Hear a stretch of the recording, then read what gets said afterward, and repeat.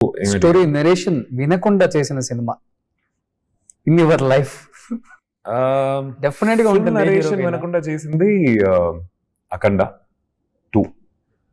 Full narration నేను వినలేదు. Okay, నాకు నా రోల్ ఒక జిస్ట్ చెప్పారు అండ్ విన్నాను. నన్ను నమ్మండి అని చెప్పి ఒక మాట అన్నారు, పెట్టాను.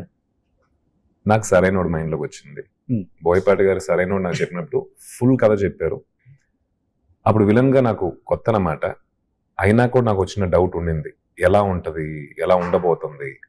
ఆయన ఫస్ట్ ఏం చెప్పారో సినిమా రిలీజ్ అయిన తర్వాత ఆడియన్స్ అదే రిజల్ట్ అవుతే నాకు వచ్చింది. ఆయన ఏం చెప్పారో అదే చెప్పారు ఆడియన్స్. వీడు ఇలాంటోడు సార్, ఇలా ఉంటాడు వీడు, వాకి స్టైలిష్ విలన్ అని చెప్పి ఆడియన్స్ బాగా నచ్చుతారని చెప్పి చెప్పారు. నాకు ఆ డౌట్ ఫిల్మ్ మేకింగ్ అప్పుడు ఉండింది. కొత్త కదా, బోయపాటి గారితో ఫస్ట్ టైం వర్క్ చేస్తున్నాను, ప్లస్ విలన్ గా ఫస్ట్ టైం వర్క్ చేస్తున్నాను. ఈ సినిమాకి పిలిచినప్పుడు నేను ఆయన్ని నమ్మాను.